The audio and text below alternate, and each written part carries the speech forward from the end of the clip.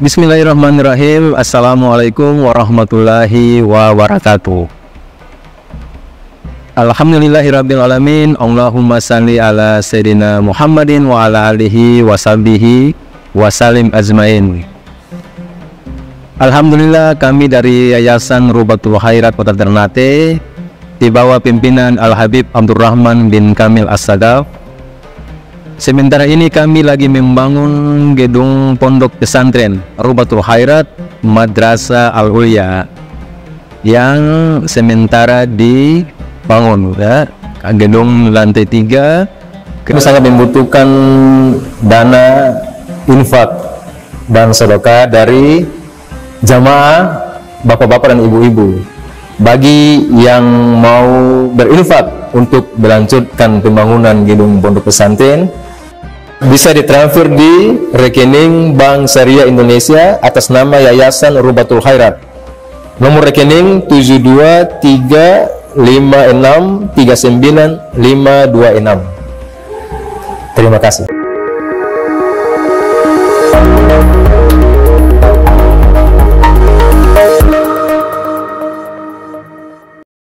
Senantiasa menghadiri majelis di Masjid Al-Muttaqin dan di beberapa masjid lainnya. Semoga semuanya diberikan ganjaran oleh Allah Subhanahu wa taala di dunia wal akhirah. Kita sampai ke hadis yang ke-28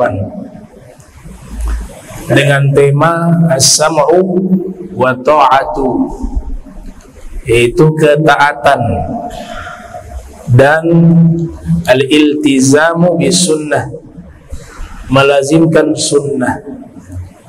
An Abi Najih al-Irbad ibn Sariyata radhiyallahu anhu qala wa'adhana Rasulullah sallallahu alaihi wasallam mau'izatan wajilat minhal qulub wa dharafat minhal uyun.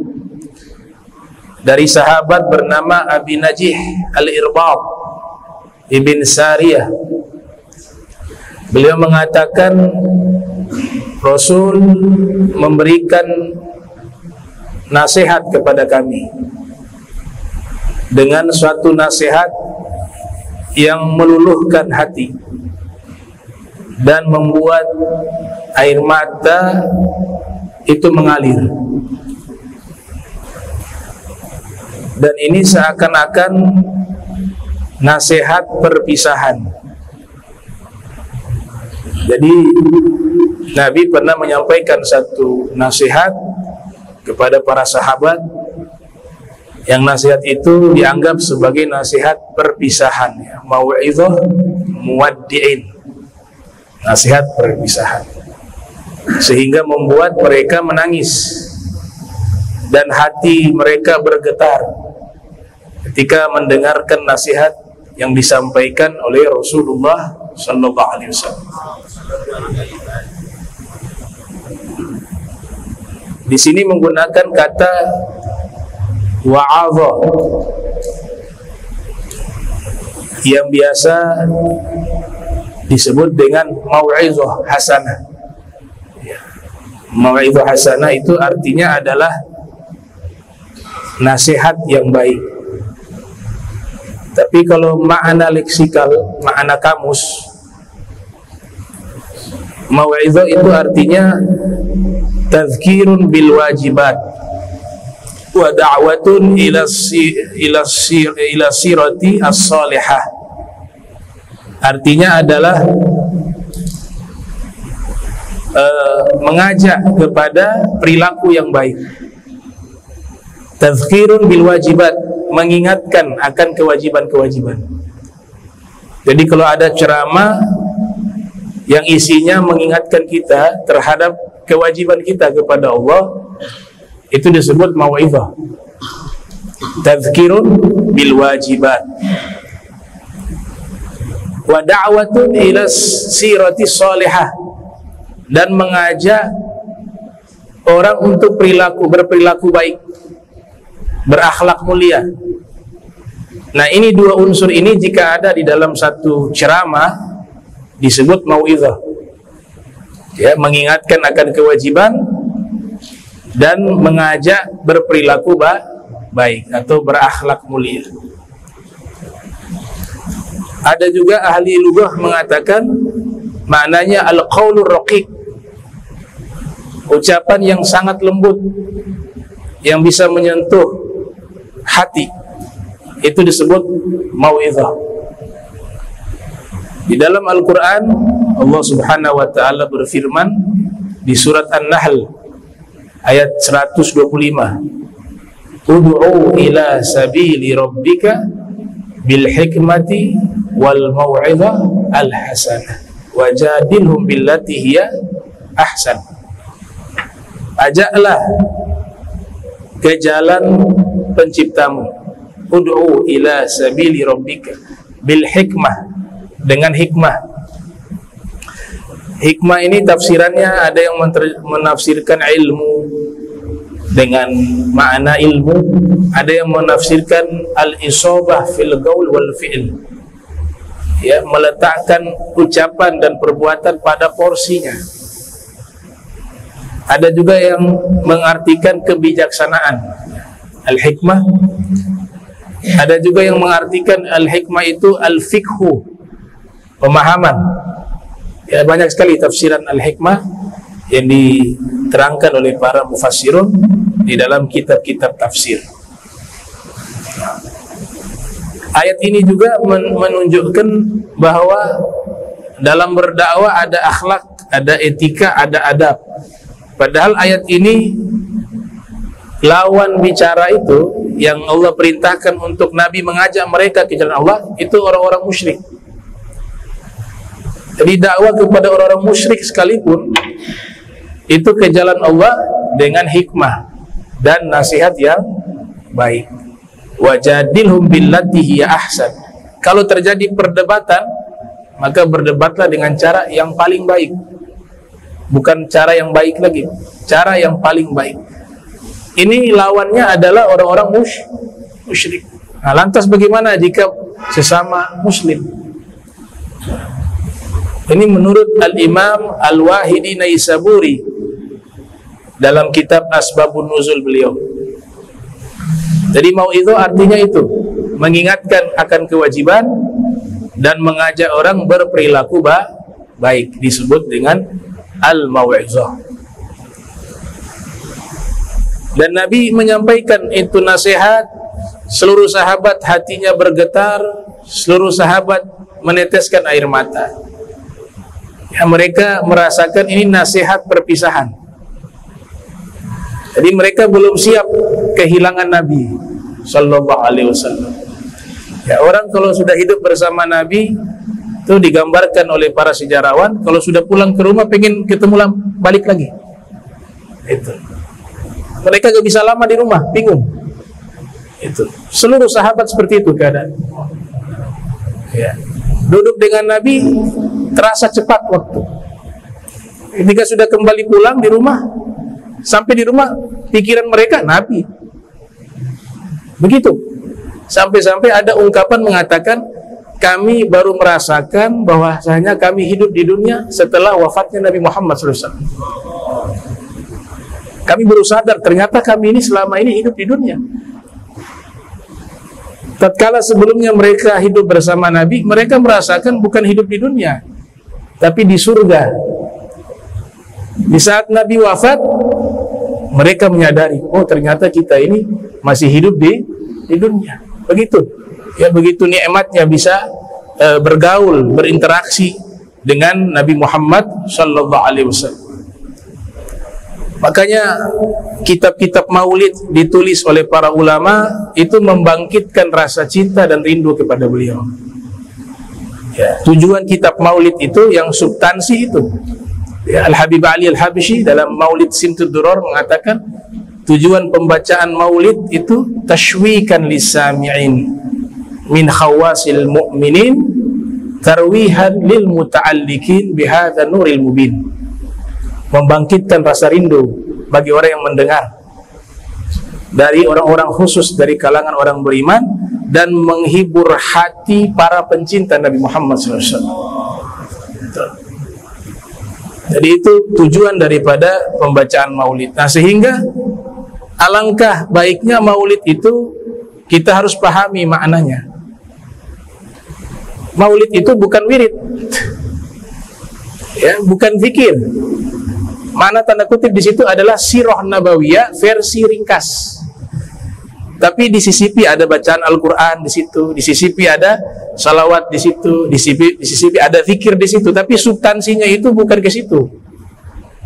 Substansinya adalah mengenal Nabi lewat membaca biografi hidup beliau. Para ulama melihat kalau kitab-kitab sirah nabawiyah yang ditulis oleh ulama berjilid-jilid, kasihan orang-orang awam dari kaum muslimin, mereka tidak memiliki waktu yang cukup untuk bisa membaca semua sirah nabawiyah yang berjilid-jilid.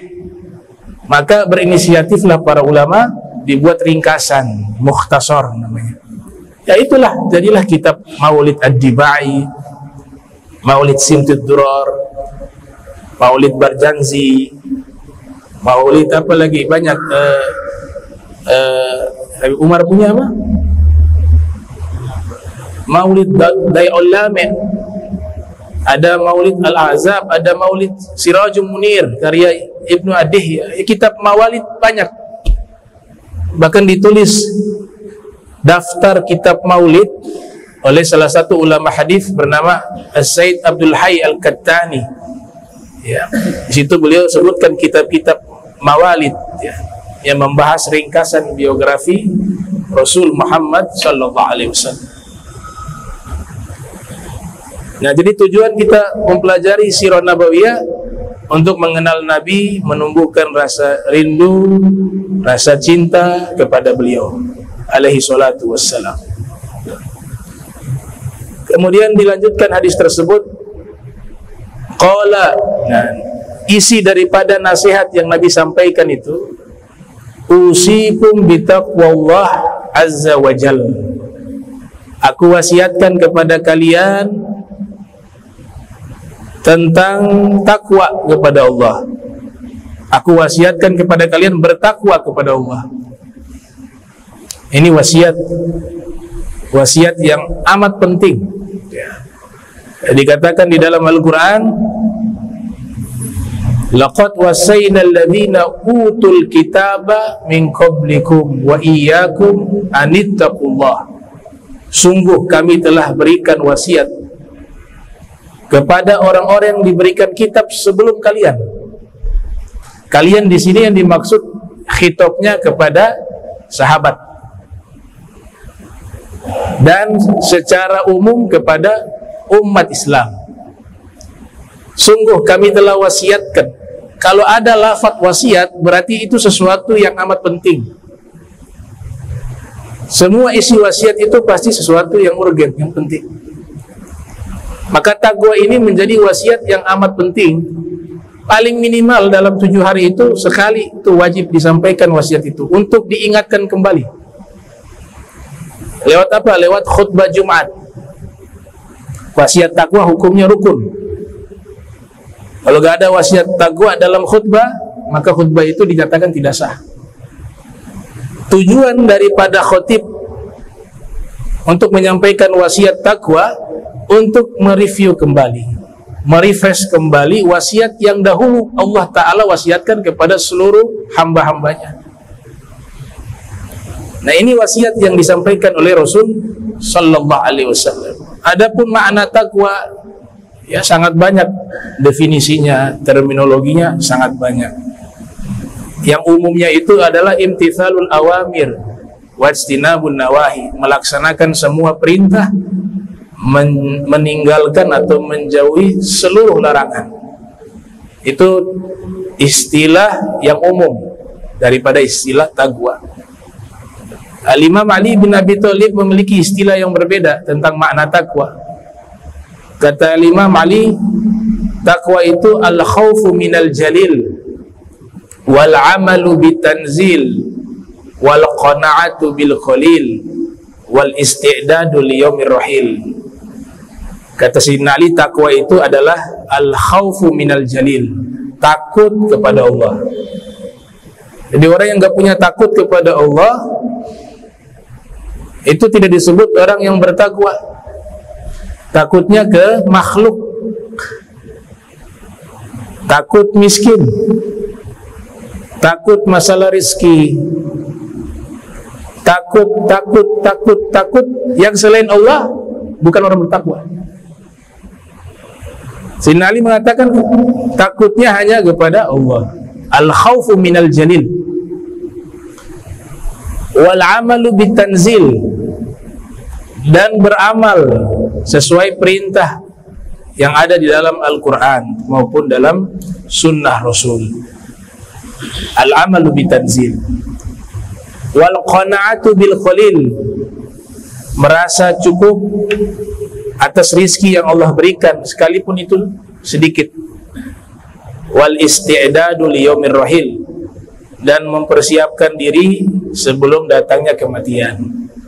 Itu arti takwa menurut Al-Imam Ali ibn Abi Thalib karramallahu wajhah. Menurut Imam Ghazali Hujjatul Islam yang lahir tahun 450 wafat 505 Hijriah, kurang lebih ada 3 makna. Takwa artinya al-khauf, al-haibah, rasa takut. Yang kedua at-ta'ah wal ibadah, taat dan ibadah. Dan yang ketiga tanzihul qalb minadz dzunub, mensucikan hati dari seluruh dosa-dosa. Kemudian Imam Ghazali mengatakan wa dzalika haqiqatut taqwa, dan itulah hakikat takwa, membersihkan hati dari dosa-dosa. Ada juga ulama yang menguraikan secara makna huruf. Jadi takwa itu kalau kita uraikan hurufnya satu persatu, dia terdiri dari huruf ta, qaf, waw, dan ya. Ya, ta, qaf, waw, dan ya. Huruf ta memiliki arti tawadhu', rendah hati. Jadi huruf ta simbol daripada rendah hati. Man tawadha'a lillah rafa'ahu Allah. Siapa yang rendah hati karena Allah, Allah angkat derajatnya. Ibadur Rahman alladzina yamshuna 'alal ardi hauna wa idza khatabahumul jahiluna qalu salama. Hamba-hamba Allah yang penyayang, mereka berjalan di atas muka bumi ini dalam keadaan rendah hati. Jadi sifat tawadhu itu dicintai oleh Allah. Lawannya sombong, ya, kibir, dibenci oleh Allah. Dalam ayat Al-Quran di surat Luqman, la tamshi fil ardi maroha, innallaha la yuhibbu kulla mukhtalin fakhur. Jangan kalian berjalan di muka bumi dalam keadaan sombong dan congkak. Allah Ta'ala tidak menyukai orang-orang yang fakhur, ya, yang sombong, yang congkak. Kemudian berikut qaf. Dari ta tadi at-tawadhu, yang qaf artinya al-qanaah, tadi sifat qanaah. Ridho bil mawjud wa tarku bil mafqud. Yang ada disyukuri, dia terima. Yang tidak ada, yang dia tidak mampu dapatkan, tidak perlu maksa untuk mencari.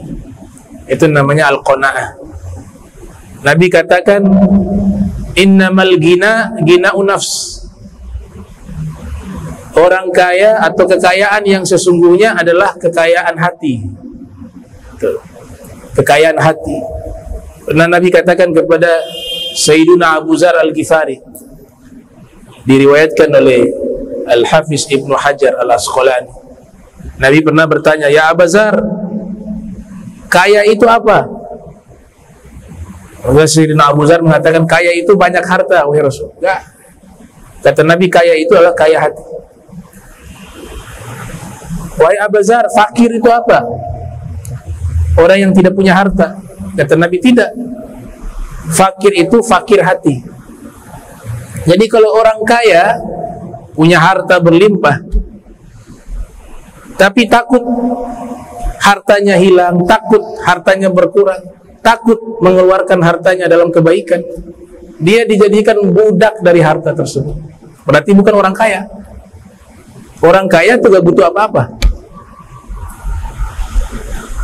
Begitu juga kefakiran. Sekalipun dia fakir, dia miskin, tiap hari dia itu selalu merasa cukup, tidak menampilkan dirinya di hadapan orang bahwa dia susah. Dia menjaga harga dirinya, berusaha mencari rezeki yang halal. Ini orang kaya, gak pernah mengeluh. Ada ungkapan sufi mengatakan, jangan hanya capek mencari rezeki, mencari uang, tapi juga capek membagikan uang. Kalau sudah level itu level kelas sufi itu, ya.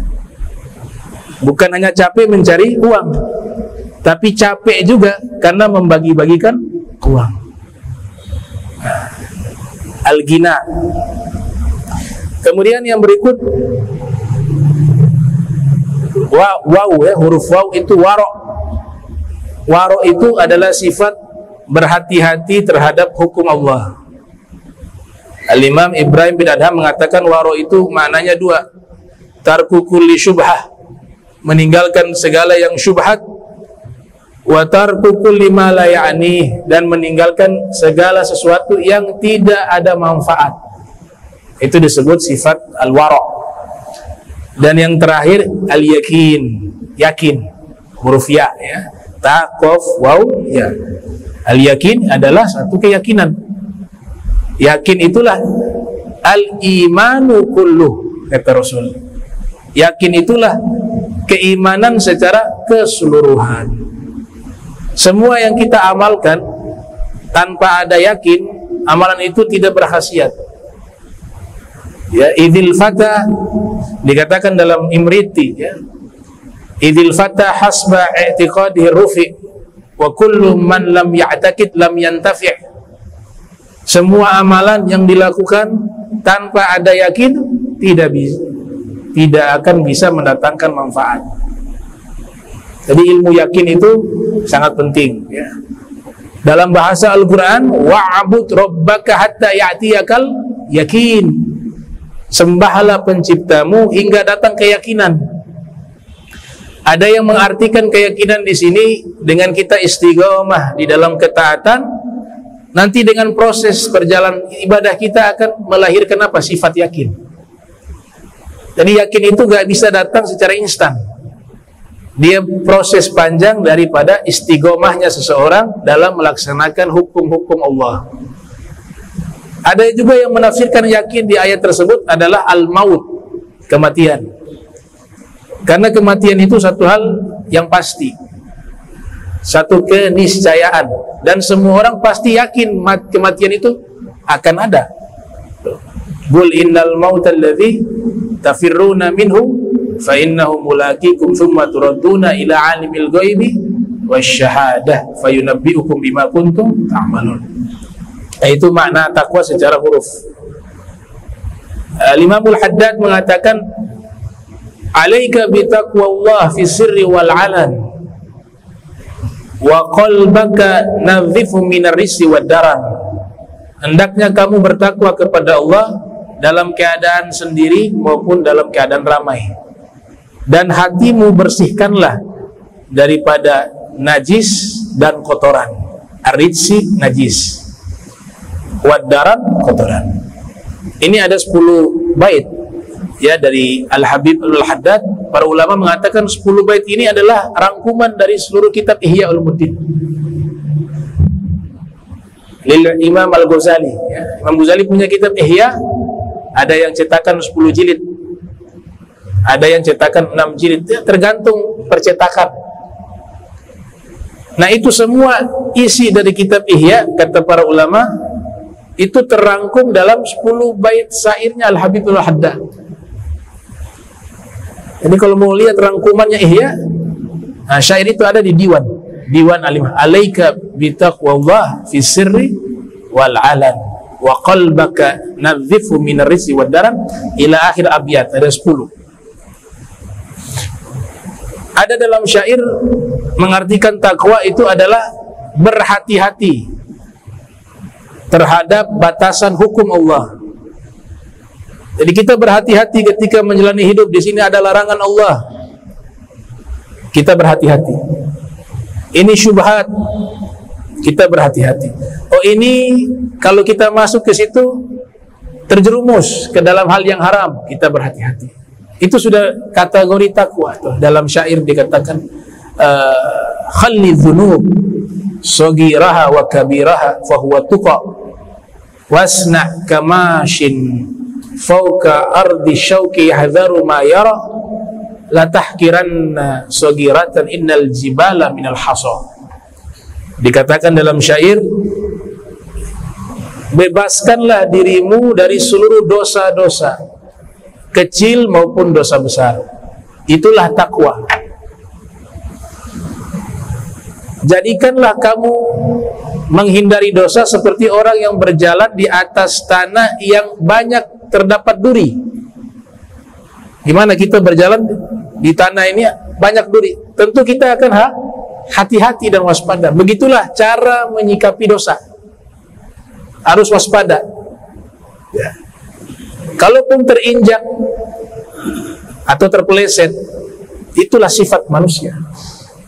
Yang penting segera dia bangkit dan bertobat. Terpeleset lagi, bangkit lagi, bertobat. Karena jalan hidup itu penuh dengan duri-duri. Jalan hidup itu penuh dengan tantangan dan rintangan. Penuh dengan tantangan dan rintangan. Al-insan makanul khoto wa nisyan. Manusia tempatnya keliru dan lupa. Kullu bani Adam khoto'un wa khairu khoto'in at-tawwabun. Semua anak Adam pasti punya salah. Ini riwayat. Kita mau menjaga diri kita semaksimal mungkin. Kalau level kita orang-orang biasa semacam kita ini, tetap akan mengalami kesalahan.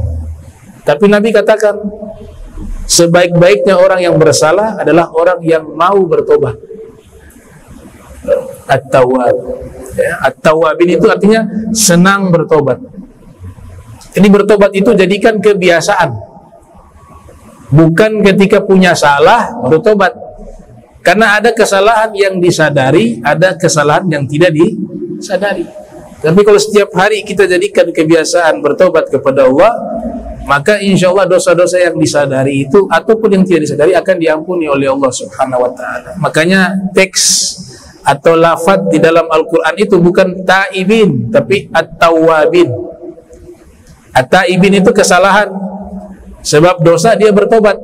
Tapi at-tawwabin ini artinya orang yang senang bertobat, suka bertobat. Inna Allah yuhibbul mutatahhirin. Disebutkan Inna Allah yuhibbul at-tawwabin wa yuhibbul mutatahhirin. Sesungguhnya Allah Ta'ala mencintai orang yang senang bertobat dan orang yang mau mensucikan diri. Nah, ini pesan takwa yang disampaikan oleh para ulama. Kemudian Rasul SAW melanjutkan sabdanya, isi nasihatnya, wasam' wa ta'ah wa in ta'ammara 'alaikum 'abdun fa innahu man ya'ishu minkum fasayara ikhtilafan katsira. Nabi mengatakan, taatlah, dengar dan taati pemimpin kalian. Jika sekalipun pemimpin kalian itu adalah seorang budak yang memimpin kalian, tentu dalam koridor perintah yang tidak menyalahi hukum. Kita punya aturan juga yang namanya la ta'ata li makhlukin fi ma'siyatil khaliq. Gak boleh taat kepada makhluk dalam rangka bermaksiat kepada Allah. Itu prinsip. Tapi selebihnya jika ada perintah yang tidak bertentangan dengan hukum, apalagi di situ ada kebaikan-kebaikan, maka wajib ditaati. Sekalipun yang memimpin kalian seorang budak, kata Nabi. Padahal dari sisi hukum, kesepakatan ulama, budak tidak boleh menjadi pemimpin atas rakyat orang-orang merdeka. Itu ijma. Tapi bahasa Nabi ini juga ada bahasa nubuah. Nabi sedang menerangkan kejadian yang akan terjadi di masa depan.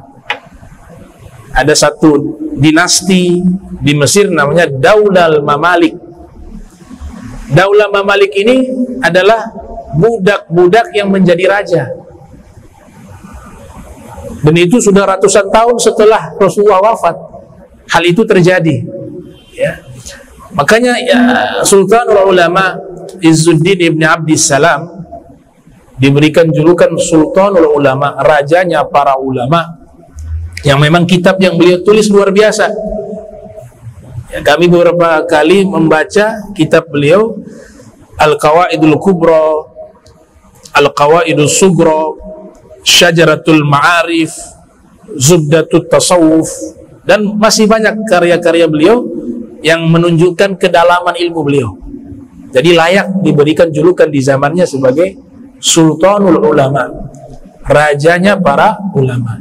Dan beliau ini dimasukkan ke dalam kitab Tabaqat Asy-Syafi'iyyatil Kubra, kumpulan-kumpulan biografi ulama-ulama bermazhab Syafi'i, dimasukkan ke dalam kitab tersebut, karya Tajuddin As-Subki. Artinya beliau ulama mazhab Syafi'i, sehingga Imam Subki memasukkan ke dalam kitab beliau. Imam Subki ulama besar mazhab Syafi'i yang lahir tahun 727 Hijriah, wafat 771 Hijriah. Jadi Izzuddin Abdissalam menolak seluruh raja yang berasal dari budak, termasuk menolak khalifah dari Daulah Mamalik. Syaratnya harus merdeka dulu baru bisa jadi pemimpin.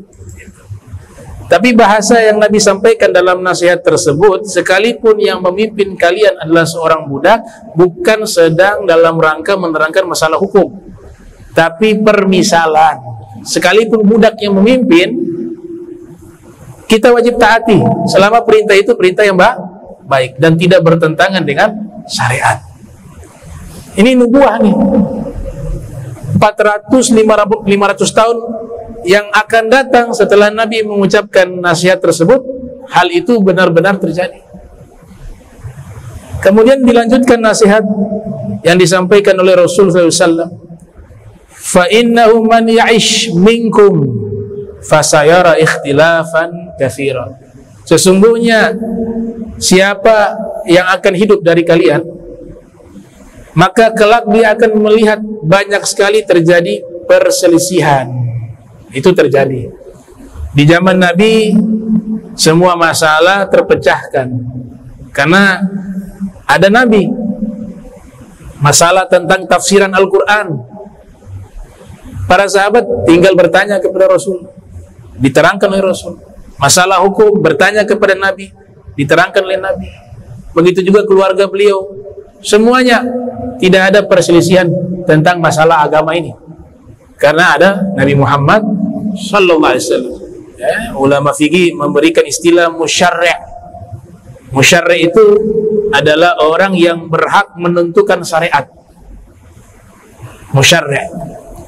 Syekh Abdul Wahab Sya'rani menyatakan dalam kitab Al-Mizanul Kubra yang lahir tahun 898 Hijriah, wafat 973 Hijriah, bahwa Nabi itu menetapkan hukum ada yang murni langsung wahyu dari Allah, kemudian jadi hukum. Tapi ada keinginan pribadi Nabi, kemudian Allah melegalkan menjadi hukum. Ya.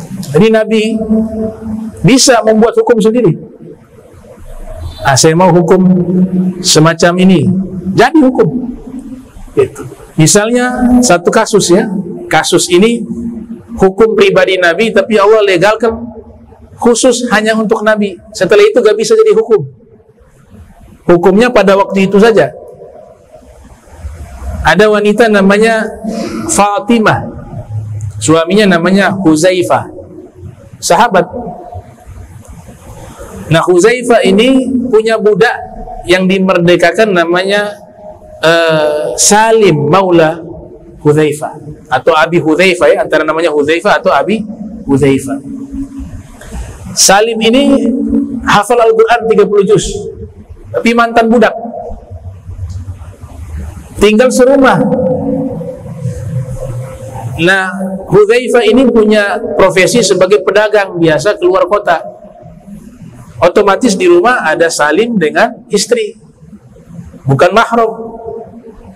Maka dilaporkan kasus ini kepada Nabi Muhammad SAW oleh istrinya, bahwa di rumah ada Salim, dia bukan mahram. Bagaimana solusinya Rasul? waktu itu Fatimah ini baru melahirkan anak. Kata Nabi, kamu peras asimu di satu wadah, kemudian kamu kasih ke dia minum, maka dia akan menjadi mahrammu. Nah, itu dalam hukum fikih hanya bisa umur 2 tahun ke bawah. Bisa jadi mahram susuan itu gak boleh lebih di atas 2 tahun. Jadi kalau ada orang usia 3 tahun, ini bayi 4 tahun, kemudian minum ASI seorang ibu, seorang wanita, maka statusnya tetap bukan mahram. Tapi kalau ASI itu diminum di bawah 2 tahun, ya, maka dia menjadi mahram, saudara, mahram sesusuan. Ibunya seperti ibu kandung. Saudara-saudaranya yang susuan itu haram dia menikah, dijadikan seperti saudara. Nah, hukum ini khusus, hanya terjadi sekali, karena Nabi SAW ingin memberikan solusi, dan itu keinginan Nabi. Allah legalkan menjadi hukum khusus pada waktu itu saja, tidak berlaku setelahnya. Nah, walaupun ini dikritik ya oleh orang-orang talis, ini masa asinya orang dikasih ke laki-laki yang sudah dewasa. Salim waktu itu sudah dewasa, sehingga dikritik juga oleh orang-orang orientalis bahwa ini kok tanda kutip agak porno, kata mereka. ASI diberikan ke orang dewasa. Makanya sebagian ulama menolak riwayat ini, ya, menolak riwayat ini sebagai riwayat yang kuat untuk dijadikan hukum. Ya. Tapi yang substansi di sini adalah bahwa Nabi itu musyarri', ada yang hukumnya berlaku. Nabi inginkan jadi satu hukum sebelum wahyu itu turun. Keinginan Nabi itu dijadikan hukum, dilegalkan oleh Allah Ta'ala. Itu ada nama, Nabi mengatakan tidak boleh menggunakan nama Abul Qasim dan Muhammad, tapi Nabi mengkecualikan itu kepada Sayyidina Ali, bahwa anakmu berikan nama Muhammad dan Abul Qasim. Setelah Sayyidah Fatimah Zahra wafat, Imam Ali menikah lagi dengan wanita namanya Ummu Khawlah, punya anak seorang laki-laki yang soleh dengan nama Abul Qasim Muhammad. Ada sahabat mengatakan, oh, anak kamu namanya Abul Qasim Muhammad, ini kan Nabi larang. Kemudian Sayyidina Ali menghadirkan para saksi. Ini yang hadir waktu itu. Nabi mengatakan kepada saya secara khusus bahwa nama anakmu nanti kau berikan nama Abul Qasim Muhammad. Itu khusus untukmu boleh, yang lain tidak boleh. Nah, itu keinginan Nabi Muhammad sallallahu alaihi wasallam. Di sini dikatakan bahwa kalian akan melihat banyak sekali perbedaan pendapat terkait masalah agama, dan itu sudah terjadi saat ini. Bahkan di masa Imam 4 mazhab sudah muncul perbedaan-perbedaan, baik dari ilmu fikihnya, bahkan akidahnya muncul firqah-firqah. Ada namanya Mu'tazilah, ada namanya Jabariyah, ada namanya Qadiriyah, ada namanya Jahmiyah, ada namanya Mujassimah, ada namanya Musyabbihah. Itu terjadi perbedaan, baik masalah prinsip maupun furu'. Nabi sudah memberikan solusi bagi kita gak perlu bingung. Dalam riwayat Imam Tirmidzi yang lahir tahun 209 Hijriah, wafat 279 Hijriah dalam Sunan, juga dalam riwayatnya Imam Abu Daud yang lahir 202, wafat 275 Hijriah atau 274 Hijriah di dalam Sunannya, Nabi mengatakan, "Idza ra'aitum al-ikhtilaf fi riwayah ikhtilafan katsira fa 'alaikum bisawadil a'zam." Kalau kalian melihat nanti banyak sekali terjadi perbedaan-perbedaan pandangan, perbedaan-perbedaan pendapat dalam masalah agama, maka kalian jangan bingung, kata Nabi. Kalian ikutilah ulama-ulama yang mayoritas. Sawadil a'zam itu maknanya ulama-ulama yang mayoritas, bukan orang awam. Lihat ulama terbanyak itu ulama apa saja, mazhab apa saja yang terbanyak. Itulah yang diikuti. Kalau klaimnya ahli sunnah wal jamaah, ulama ahli sunnah wal jamaah yang paling banyak. Bisa dinilai juga dari kitab-kitab dan mazhab yang dianut di seluruh dunia terbanyak yang mana, itu yang diikuti. Ada jaminan dari Nabi karena tidak mungkin ulama yang jumlahnya banyak bersepakat di atas kesesatan. Itu jaminan. Makanya kita ketika mengikuti ulama itu kita mengikuti sabdanya Nabi Muhammad SAW. Jadi sangat bodoh sekali kalau orang membenturkan kamu ikut Nabi, kan ikut ulama. Lah Nabi yang mengatakan para ulama itulah mereka bersepakat tidak mungkin sesat. Nabi yang memerintahkan kita mengikuti para ulama. La tajtami'u ummati ala dolalatin abadah. Tidak mungkin ulama umatku ini bersepakat di atas kesesatan selama-lamanya, kata Rasul Muhammad SAW. Bahkan di dalam Al-Quran, ini dalam Al-Quran bukan hadis lagi nih, kita disuruh ngikut ulama dalam Al-Quran ya, di surat apa? An-Nisa ayat 115. Wa may yushakkikir rasul min ba'di tabayyana lahul huda wa yattabi' ghaira sabilil mu'minin nuwallihi ma tawalla wa nuslihi jahannam wa sa'at masira. Yang artinya siapa yang membantah Nabi setelah jelas petunjuk bagi dirinya dan tidak mengikuti jalan orang-orang yang beriman.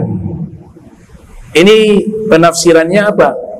Para ulama tidak mengikuti jalan ulama-ulama yang mayoritas dari zaman ke zaman, dari masa salaf, kholaf, mutaakhir. Kita buat jalan sendiri, tidak ikut kepada mereka. Al-Quran mengancam, Allah yang mengancam, maka kami biarkan mereka tersesat. Jadi kalau buat mazhab sendiri sedangkan tidak punya kapasitas, Allah nyatakan akan sesat. Yang selamat kita orang awam. Mau selamat ikut para ulama yang mu'tabarah, ulama-ulama yang punya kapasitas keilmuan yang diakui, maka dia akan selamat. Itu Al-Quran. Saya baca di kitab fikih namanya Ad-Durusul Fiqhiyah, ditafsirkan itu tidak mengikuti jalan para ulama. Begitu juga kitab tulisan karya Al-Hafiz Ibnu Rajab Al-Hambali berjudul Bayanu Fadli Ilmi Salaf ala Ilmi Khalaf. Beliau mengartikan hukumnya wajib mengikuti para ulama, wajib ulama, dan wajib bermazhab, kata beliau. Wajib bermazhab karena dalilnya jelas, fas'alu ahla dzikri in kuntum la ta'lamun. Kalau kamu tidak tahu, tanyalah kepada orang yang tahu. Ada perintah dari Allah, suruh tanya. Nah kita bermazhab itu kita bertanya kepada Imam Syafi'i tentang wudu bagaimana ya? Nah, sudah diterangkan. Dan bukan hanya Imam Syafi'i. Imam Syafi'i yang membuat dia punya gawaid wad dawabit wal asalib. Dia punya regulasi hukum.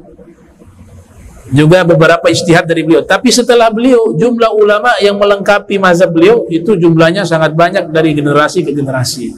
Jadi kalau ikut mazhab Syafi'i bukan hanya ikut satu orang, tapi ikut ratusan ribu para ulama. Itu satu mazhab. Mazhab yang lain juga demikian. Semua mazhab adalah benar. Itu. Jadi perintah mengikuti para ulama itu perintah yang wajib ya, untuk orang awam wajib. Kemudian Rasulullah SAW mengatakan fa'alaikum bisunnati wa sunnati khulafa'ir rasyidin al-mahdiyyin addu alayya binawajiz, dan hendaklah kalian mengikuti sunnahku, sunnah Nabi SAW. Ada ulama asal India namanya Syekh Abdul Majid Al-Ghawri, murid daripada Al-Imam Abu Hasan An-Nadawi. Dalam kitabnya Mu'jam Al-Mustalahati Al-Hadithiyah, beliau mengatakan yang namanya sunnah itu adalah ma'udifa ilan Nabi sallallahu alaihi wasallam min qaulin au fi'lin au taqrin au sifah. Segala sesuatu yang disandarkan kepada Nabi, ucapan, perbuatan, ketetapan maupun sifat. Sifat. Beliau istilahkan dengan istilah at-tasarrufat an-nabawiyah. Yang namanya sunnah itu adalah interaksi Nabi Muhammad sallallahu alaihi wasallam. Dikasih istilah at-tasarrufat an-nabawiyah. Yang bisa kita ikuti hanya ucapan, perbuatan. Sifat fisik Nabi gak bisa diikuti semuanya.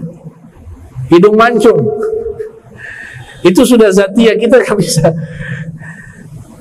Rambut, Nabi punya rambut disebutkan di dalam kitab Syama'il tidak lurus sekali, juga tidak terlalu keriting, di tengah-tengah. Jadi semua ideal Nabi. Tingginya ideal, hidungnya ideal, matanya ideal, semuanya sempurna. Jenggot juga, ulama mengatakan sunnah, tapi kan tidak semua orang tumbuh jenggot. Nah, jadi kalau sifat itu sifatnya tidak mutlak, kondisional. Tapi kalau sunnah yang perbuatan, ucapan, kita bisa ikuti semua. Maka itu yang menjadi kajian dalam ilmu hadis. Ya, kalau syama'il hanya sekedar tambahan informasi tentang sosok Nabi Muhammad sallallahu alaihi wasallam. Tapi kalau bab fikih fokusnya bukan di sifat. Bab fikih itu fokusnya di ucapan-ucapan Nabi, perbuatan-perbuatan Nabi, dan ketetapan-ketetapan Nabi Muhammad sallallahu alaihi wasallam. Makanya sifat dibahas di bab yang berbeda, bukan bab fikih, tapi bab tentang ilmu syama'il, ilmu yang membahas tentang sifat-sifat Rasulullah sallallahu alaihi wasallam. Kemudian ikutilah sunnah para khulafa'ir rasyidin. Jadi disuruh ikut juga kepada al-khulafa'ir rasyidin. Ya, kesepakatan ulama yaitu khalifah Sayyidina Abu Bakar, Sayyidina Umar, Sayyidina Uthman, Sayyidina Ali bin Abi Thalib, Sayyidina Hasan. Ini disebut al-khulafa'ir rasyidun. 5 orang. Kenapa disebut dengan al-khulafa'ir rasyidun?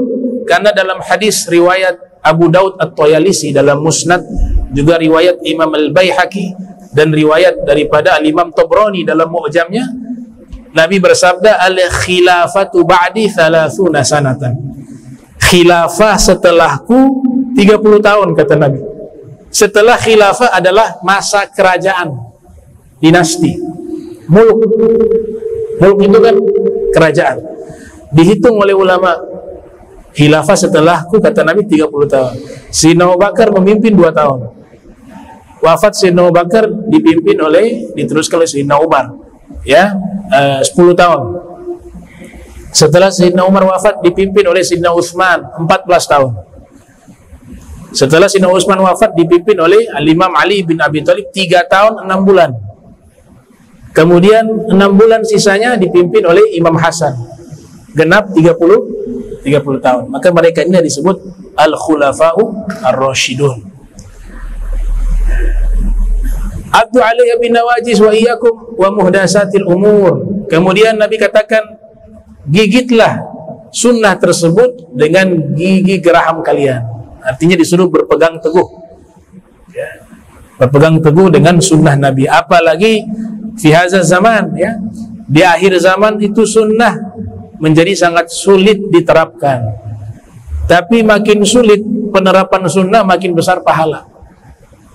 Nabi katakan, man ahya sunnati inda fasadi ummati falahu ajru mi'ati syahid, atau kama qala Nabi SAW. Siapa yang menghidupkan sunnahku di saat kerusakan umatku, maka dia mendapatkan ganjaran seperti orang syahid, ya, mati syahid 100 orang. Kemudian dikatakan oleh Nabi, hati-hati dengan perkara-perkara yang baru. Ini tentang bid'ah, ya. Wa iyyakum wa muhdatsatil umur. Hati-hati kalian terkait perkara-perkara yang baru. Fa inna kulla bid'atin dhalalah. Sesungguhnya setiap bid'ah sesat. Nah, ini diterangkan panjang lebar oleh hampir semua ulama ahli hadis. Memahami tidak secara tekstual. Ada pembagian-pembagian berdasarkan hadis-hadis yang lain. Hadis-hadis yang lain dikumpulkan. Ini butuh kajian khusus yang lebih luas. Imam Taqiyuddin As-Subki bahkan menjelaskan kata kullu dalam hadis tersebut. Kullu itu, baru kullu itu jadi satu kitab, sehingga tidak salah memahami makna hadis ini. Judulnya Ahkamul Kull wa ma'alaihi tadul, nama kitabnya. Itu hanya membahas kata kullu. Jadi bukan sesederhana itu kita langsung baca satu hadis potongan ini kemudian semua bid'ah yang baru. Ya, semua bid'ah yang baru. Padahal setelah, kalau kita bicara khulafaur rasyidun ada hadis. Misalnya azan Jumat ditambah jadi 2 kali. Ya kan? Di zaman Nabi 1 kali azan.